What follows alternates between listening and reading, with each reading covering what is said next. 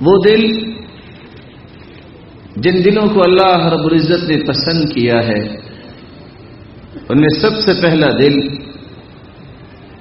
وہ دل ہے جس کو قلب سلیم کہا گیا ہے. ایسا دل جو اخلاص سے لبریز ہو، کفر اور نفاق سے خالی ہو، ہر اس سوچ سے خالی ہو جس کے نتیجے میں دنیا اور آخرت میں ذلت کا سامنا کرنا پڑے. ایسے دل کو قلب سلیم کہا گیا ہے. اللہ رب العزت فرماتے ہیں یوم لا ينفع مال ولا بنون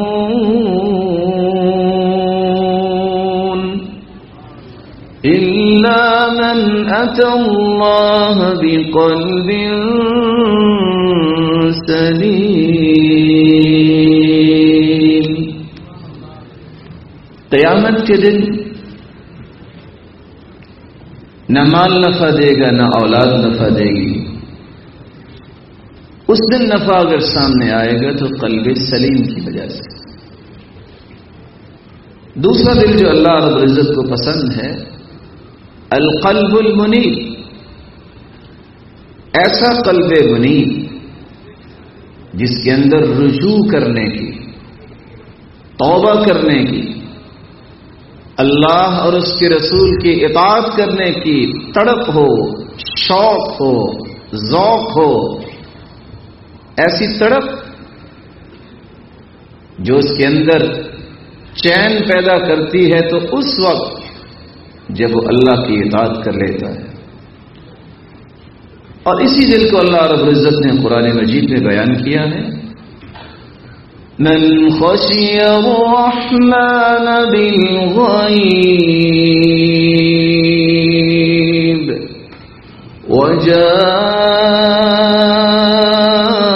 وجاء بقلب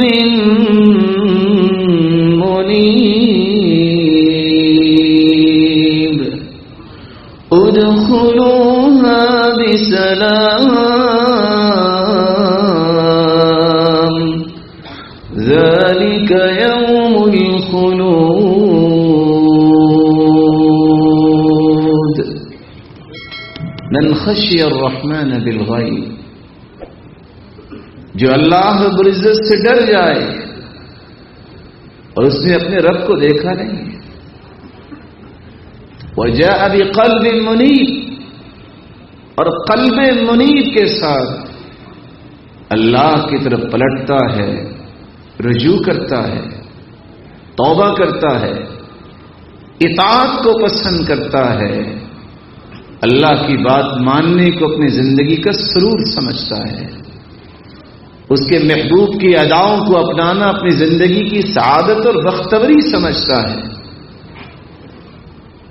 تو ایسے صاحب دل کو قیامت کے دن کہا جائے گا ادخلوها بسلام، اس سلامتی والی جنت میں داخل ہو جاؤ جہاں ایسی زندگی تمہیں عطا کی جائے گی جس کے بعد موت نہیں آئے گی. تیسرا دل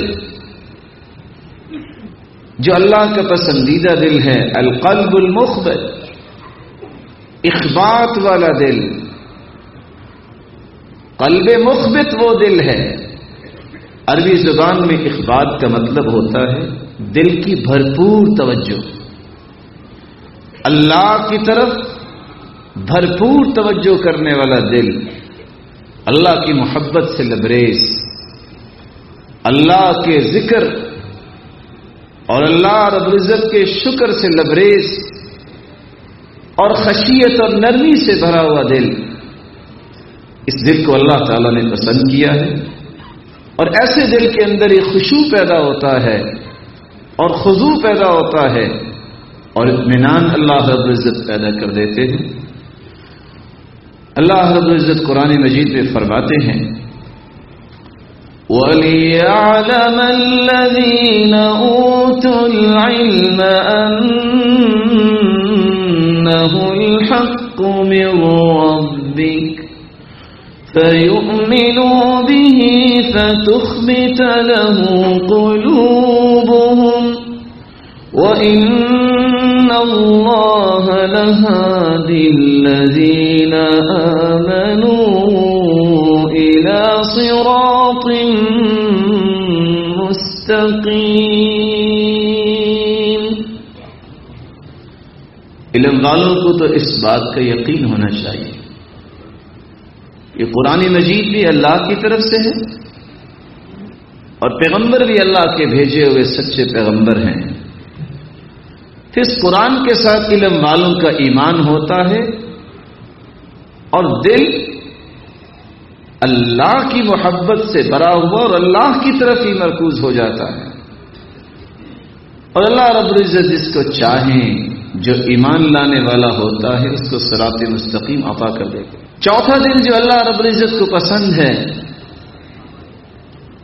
القلب الوجل، قلب وجل وہ دل ہوتا ہے جو اس بات کا خوف اپنے اندر پیدا کر لے نہ جانے میرے اعمال کو اللہ قبول کریں گے کہ نہیں، مجھ سے کیا کمی کوتاہی ہوتی ہے۔ ہر وقت اس بات کی تڑپ، اس بات کا خوف کہ اللہ میرے اعمال کو قبول کر لے، نہ جانے اگر قیامت کو میرا حساب ہو گیا تو مجھے نجات ملے گی کہ نہیں۔ اللہ رب العزت قرآن مجید میں قلب وجل کے بارے میں بیان فرماتے ہیں، وَالَّذِينَ يُؤْتُونَ مَا آتَوْا وَقُلُوبُهُمْ وَجِلَةٌ أَنَّهُمْ إِلَى رَبِّهِمْ راجعون۔ ایسے لوگ جن کے دلوں میں خوف ہوتا ہے کہ ہمیں اللہ کی طرف پلٹ کے جانا ہے اور کہیں ہماری زندگی کے اندر یہ چھوٹے چھوٹے نیک اعمال جو ہم بطور نذرانہ پیش کرتے ہیں اللہ رب العزت کے سامنے، جتنی نعمتیں اللہ نے دے رکھی ہیں اس طرح کے ہمارے اعمال تو نہیں۔ اور سچ کہا جس نے کہا سلف صالحین میں سے، اے اللہ جتنی تیری نعمتیں ہیں میں اس کے لائق تو نہیں، لیکن تو نے پھر بھی نعمتوں سے نواز دیا۔ میرے مالک یہ تیری رحمت ہی ہے، جس طرح تو نے دنیا میں نواز دیا، قیامت کو بھی مجھے نوازتے ہوئے جنت میں داخل فرما دینا۔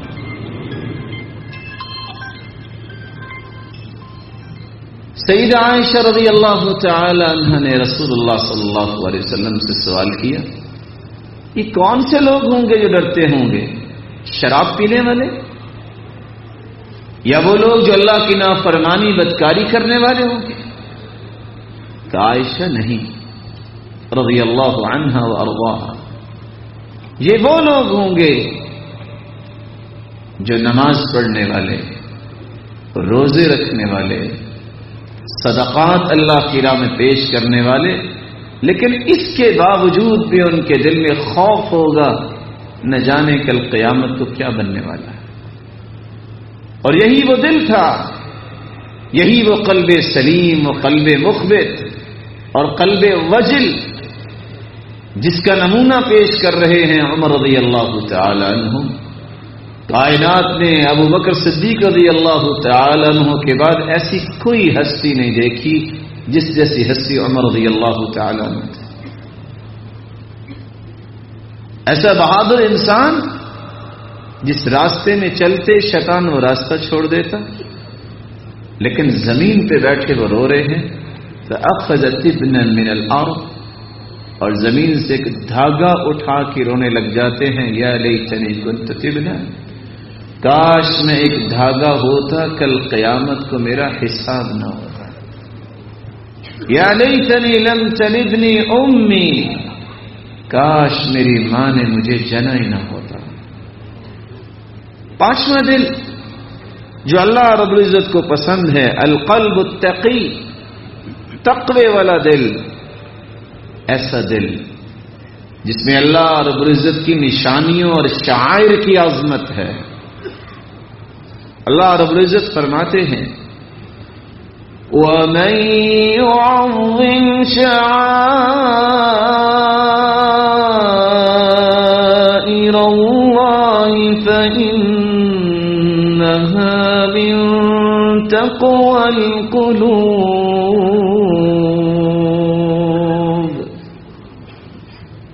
جو اللہ رب العزت کے شعائر کی عظمت کو مانتا ہے، قبول کرتا ہے، یہ اس دل کے تقوی کی دلیل ہے۔ القلب التقی، یہ متقی دل ہے۔ اور کہنے والوں نے سچ کہا ہے، اللہ کے شعائر میں سے جہاں بیت اللہ ہے، جہاں مسجد نبوی ہے، اللہ کے شعائر میں سے جو اللہ رب العزت نے اسلام کے شعائر بنائے ہیں، اپنے پیارے پیغمبر کی زبان سے امت کو سکھائے ہیں، اگر غور کیا جائے تو ان شاعر میں سے ایک عالم ربانی بھی ایک شاعرہ ہے، جس کے بارے میں امام احمد بن حنبل رحمۃ اللہ علیہ کہا کرتے تھے، اذا لم يكن العلماء اولیاء فمن يكن۔ علماء ربانیین جہاں انبیاء کے وارث ہیں وہاں اولیاء بھی ہیں۔ اگر صاحب علم اور تقوی، صاحب عمل اللہ کی نشانی نہیں تو کون ہو سکتا ہے؟ اس لیے سلیمان الدارانی جیسے سلف صالحین کہا کرتے تھے، جس دل کے اندر علماء کی قدر و منزلت اور عظمت نہیں، وہ متقی دل نہیں ہو سکتا۔ اور سچ کہا، رسول اکرم صلی اللہ علیہ وسلم کے زمانے میں ایک شخص نے کہا تھا، ما هؤلاء القراء اجبننا عند اللقاء۔ دیکھو ان قرآن پڑھنے والوں کو، جب لڑائی ہوتی ہے تو بزدلی دکھاتے ہیں، جب کھانے کا وقت ہوتا ہے تو بہت چالاک نظر آتے ہیں۔ تو صحابی نے کہا تھا، کذبت لعمر اللہ، تم جھوٹ بول رہے ہو۔ میں ابھی رسول اللہ صلی اللہ علیہ وسلم کو یہ بات بتاتا ہوں، سامنے خیمہ تھا، صحابی اس خیمے تک دوڑتے ہوئے گئے، ابھی وہ خیمے میں نہیں پہنچے، ہواؤں اور فضاؤں میں تیرتے ہوئے جبریل امین پہلے پہنچ چکے تھے،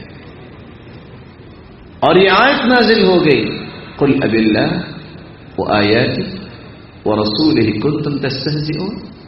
تم اللہ کے ساتھ مذاق کرتے ہو، اس کے رسول کے ساتھ مذاق کرتے ہو، اللہ کی آیتوں نشانیوں کے ساتھ مذاق کرتے ہو۔ اللہ کے ساتھ تو مذاق نہیں ہوا تھا، اللہ نے اہل علم کے ساتھ مذاق کو اپنا مذاق کہا، رسول کا مذاق کہا، اللہ کی نشانیوں کا مذاق کہا۔ اہل القرآن ہم اہل اللہ وخاصۃ، اہل قرآن جو قرآن کا علم رکھنے والے ہیں اور عمل کرنے والے ہیں، علماء ربانیین، وہ اللہ والے ہیں۔ قلب تقی وہ ہوتا ہے جو اللہ کے شعائر کی عظمت کو ماننے والا ہوتا ہے، پھر ان سے محبت کرنے والا ہوتا ہے۔ چھٹا دل جو اللہ تعالیٰ کو پسند ہے، القلب المہدی، ایسا دل جو اللہ کے فیصلوں پر راضی ہو، اللہ کے حکموں کے سامنے سر جھکانے والا ہے۔ القلب المہدی، ہدایت یافتہ دل۔ آج انسان ٹیکنالوجی میں کتنا ماہر ہو گیا، گھر بیٹھے انسان پتہ کر لیتا ہے۔ کس چیز کا پتہ؟ اس وقت بینک کے اندر سٹیٹس کیا ہے، رسید کیا ہے، بلکہ گھر بیٹھ کے کمپیوٹر لیپ ٹاپ کھولنے کی ضرورت نہیں، جیب سے ہی گلیکسی نکالتا ہے، 4 انگلیاں گھماتا ہے، پتہ چل جاتا ہے۔ رسول اللہ صلی اللہ علیہ وسلم نے فرمایا تھا، زندگی میں اگر کوئی اپنا مقام دیکھنا چاہتا ہے، قیامت کے دن کون سا مقام ہوگا تو دیکھ سکتا ہے۔ من اراد ان يعلم ما له عند الله فلينظر ما لله عنده، صحیح الجامع کی روایت ہے۔ رسول اللہ صلی اللہ علیہ وسلم نے فرمایا، جو شخص یہ جاننا چاہتا ہے کہ اللہ کے ہاں اس کا مقام کیا ہے، اپنے دل سے پوچھے اپنے رب کے فیصلوں پہ راضی کتنا ہے۔ اور یہی بات عمر رضی اللہ تعالی عنہ سمجھایا کرتے تھے، لوگوں پریشانی کس بات کی؟ جو رب نے فیصلہ کیا ہے وہ تمہارے لیے بہتر ہے. اور سچ کہا عمر رضی اللہ تعالی عنہ نے کہ اگر 2 آیتیں کسی کو سمجھ میں آ جائیں پوری زندگی ٹینس نہیں ہوگا. کون سی 2 آیتیں جو عمر رضی اللہ تعالی عنہ نے لوگوں کو بتائی؟ اِنَّا كُلَّ شَيْءٍ خَلَقْنَاهُ بِقَدَرٍ وَمَا أَمْرُنَا إِلَّا وَاحِدَةٌ كَلَمْحٍ بِالْبَصَرِ اِنَّا كُلَّ شَيْءٍ خَلَقْنَاهُ بِقَدَرٍ. اللہ رب العزت فرماتے ہیں ہم نے ہر چیز کا ایک اندازہ پیش کیا ہے اور اللہ کے اندازے سچے ہیں. اس انسان کو اتنا ملے گا. انسان کی پریشانی کب شروع ہوتی ہے؟ جب وہ کہتا ہے اے اللہ مجھے اتنا نہیں چاہیے، مجھے اس سے زیادہ چاہیے. دوسرے لفظوں میں انسان جب اپنی خواہشوں کا اپنے رب کو پابند بنانا چاہتا ہے پریشانی شروع ہوتی ہے. اور اگر یہ یقین کر لے میرے رب نے لکھا ہی ایسا ہے اور جو لکھا ہے وہ ٹھیک لکھا ہے، کبھی پریشان نہیں ہوگا. یہ ہو کیسے سکتا ہے تیرے رب نے تیرے لیے کچھ لکھا ہو اور دنیا کی کوئی رکاوٹ آ جائے؟ نصیبک یصیبک ولو کان تحت الجبلین، جو تیرا نصیب ہے تجھے مل کے رہے گا خواہ 2 پہاڑوں کے نیچے چھپا ہے. وما لا نصیبک لا یصیبک ولو کان تحت الیدین، جو تیری قسمت میں نہیں ہے تیرے ہاتھوں میں بھی ہوگا تو تم کھا ہی نہیں سکتے. اور آپ نے سنا ہوگا بس ساتھ ہی بیٹھا تھا، بس چمچ اٹھایا ہے اور اللہ کے پاس چلا گیا کیونکہ اس کی قسمت میں نہیں لکھا تھا. اور اس لیے امام غزالی رحمت اللہ علیہ کہا کرتے تھے لوگوں پریشان ہونا جو ہے یہ ایک انسانی فطرت ہے، انسان پریشان ہو جاتا ہے، لیکن پریشان ہر وقت رہنا یہ بے ایمانی کی علامت ہوتی ہے کیونکہ مایوسی ہے. یہ پریشانی ہوتی اس وقت ہے جب انسان اللہ کے فیصلوں پہ راضی نہیں ہوتا. اور دوسری آیت جو عمر رضی اللہ تعالی عنہ نے بیان کی، قد جعل اللہ لكل شيء قدرا، اللہ تعالیٰ نے ہر چیز کے وقت مقرر بنایا ہے. اگر ایک بچہ جس کی عمر ابھی 6 ماہ ہے وہ کہے کہ میں عالمی دوڑ میں حصہ لے لوں، کیسے لے سکتا ہے؟ ایک بچہ جس نے ابھی قاعدہ نہیں پڑھا وہ کہے کہ میں اخباری رپورٹر بن جاؤں، کیسے بن سکتا ہے؟ ایک وقت ہے، اس وقت سے پہلے وہ چیز نہیں مل سکتی. پریشانی اس وقت ہوتی ہے نہیں اللہ مجھے ابھی چاہیے. اللہ رب العزت فرماتے ہیں جو لکھا ہے وہ ٹھیک لکھا ہے. اللہ رب العزت کے فیصلے ہیں وہ سچے ہیں. اور اس لیے امام غزالی رحمت اللہ علیہ کہا کرتے تھے کہ میں یہ کہہ سکتا ہوں کہ اگر انسان سے کہا جائے لکھو تم کیا چاہتے ہو اور اس کے نقصانات بھی لکھے جائیں، پھر جو اللہ نے لکھا ہے اس کے سامنے کر دیا جائے تو فوراً اپنے لکھے کو چیر پھاڑ دے گا، نہیں جو اللہ نے لکھا ہے وہ صحیح لکھا ہے. اس لیے القلب المہدی، ہدایت یافتہ دل وہ ہے جو اللہ کے فیصلوں پہ راضی ہو جائے. ایک چیز کی بڑی امید ہے ملے گی، نہیں ملی اللہ کو منظور ہے صرف.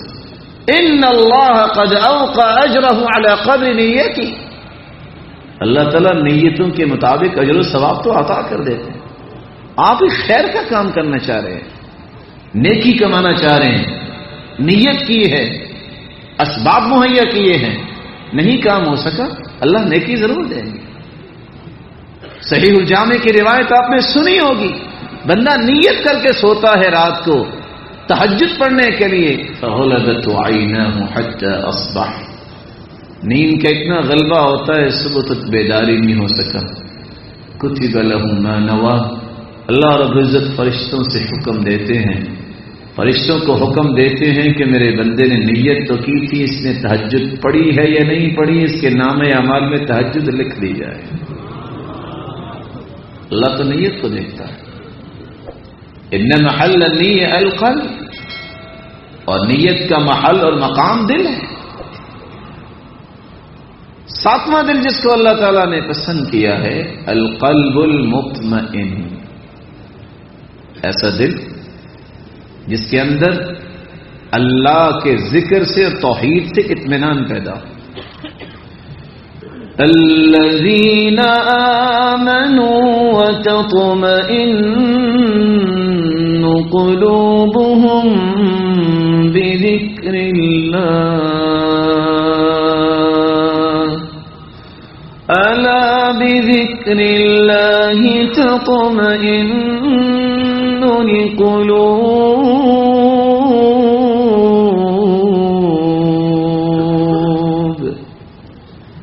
ایسے لوگ جو ایمان لانے والے ہیں، ان کے دلوں کو اگر اطمینان ملتا ہے تو اللہ کے ذکر سے ملتا ہے۔ الا بذکر اللہ تطمئن القلوب، دلوں کا اطمینان ملتا ہی ہے تو اللہ کے ذکر سے۔ اس لیے جو شخص یہ چاہے کہ میرے دل کے اندر سرور پیدا ہو، سکون پیدا ہو، اطمینان پیدا ہو، اور میں نماز کے قریب نہ جاؤں، میں ذکر نہ کروں، مستحیل۔ اور آپ نے دیکھا ہے کہ جتنے کافر اپنے آپ کو خودکشی کے دروازے کی طرف لے جاتے ہیں، مسلمان نہیں جاتے، کیونکہ کافر مایوس ہو چکا ہوتا ہے۔ وہ دنیا جہان کی خواہشوں کو پورا کرنے کے باوجود بھی دل میں اس کے چین نہیں ہوتا۔ آج خودکشی زیادہ کون کرتے؟ کینیڈین، امریکن کرتے ہیں۔ کبھی آپ نے دیکھا کہ کسی حافظ قرآن نے، کسی دین پڑھنے والے نے خودکشی کی ہو؟ وہ تو دل کا بادشاہ ہوتا ہے۔ لوگ مال و دولت کے خزانوں کے مالک ہوتے ہیں، بینکوں کے مالک ہوتے ہیں، لیکن گولیاں کھا کے سونا پڑتا ہے۔ لیکن ان بادشاہوں کو دیکھو جو قرآن و حدیث پڑھنے والے ہیں، ایسی سکون کی نیند ہوتی ہے، بس اوقات بار بار اٹھانا پڑتا ہے، چلو اٹھ کے نماز ہی وقت پہ پڑھ لو، تہجد پڑھ لو۔ نیند اللہ کی رحمت ہے، پوچھیے ان سے جن کو نیند نہیں آتی۔ لیکن یہ نیند اللہ تعالیٰ اور زندگی کا سکون دیتے ہیں اس کو جس کی زبان اللہ کے ذکر سے تر ہوتی ہے۔ اس لیے عقبہ بن عامر رضی اللہ تعالی عنہ نے سوال کیا تھا، قلت من نجات، سرتاج رسول نجات کس میں ہے؟ قال لا يزال لسانك رطبا من ذکر اللہ، اللہ کے ذکر سے تیری زبان تر ہو، دنیا اور آخرت میں تجھے ہر غم سے نجات مل جائے۔ آٹھواں دل جو اللہ رب العزت کو پسند ہے، القلب الحی، زندہ دل۔ اور زندہ دل کہتے کس کو ہے؟ جو غور سے قرآن سننے والا ہے، جو غور سے اللہ کے رسول کے فرامین سننے والا ہے، ان مثالوں کو سمجھنے والا ہے جو قرآن نے بیان کی ہیں کہ سابقہ امتوں نے کس کس انداز سے نافرمانی کی اور کون کون سے عذاب ان کو سہنے پڑے۔ ان فی ذلک لذکری لمن کان له قلب او القى السمع وهو شہید۔ یہ قرآن مجید نصیحت ان لوگوں کے لیے بنتا ہے جن کو اللہ نے زندہ دل دیا ہوتا ہے، وگرنہ وہ لوگ بھی تھے جو اللہ کے رسول صلی اللہ علیہ وسلم کی مجلس میں بیٹھتے، لیکن جب آپ کی مبارک گفتگو ختم ہوتی تو کیا کہتے؟ ماذا قال آنفا، محمد صلی اللہ علیہ وسلم کیا کہہ رہے تھے؟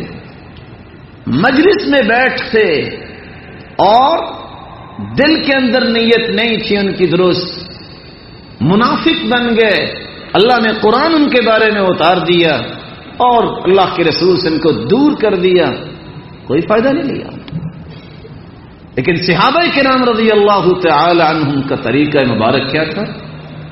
اسامہ بن شریک رضی اللہ تعالی عنہ فرماتے ہیں جب صحابہ کرام رسول اللہ صلی اللہ علیہ وسلم کی مبارک مجلس میں ہوتے تو ان کا طریقہ کیا ہوتا کہ ان علی رؤوسہم الطیر، ایسے انہماک سے بیٹھتے جیسے ان کے سروں پہ پرندے بیٹھتے، اور پرندہ انسان کے سر پہ نہیں بیٹھتا، وہ اس وقت بیٹھے گا جب سمجھے گا کہ لکڑی ہے، بے جان ہے، ایسے نہیں بیٹھا گا. اس انداز سے یکسوئی کے ساتھ قرآن و حدیث کو سننے والا اور اس سے سبق لینے والا دل یہ زندہ دل ہوتا ہے.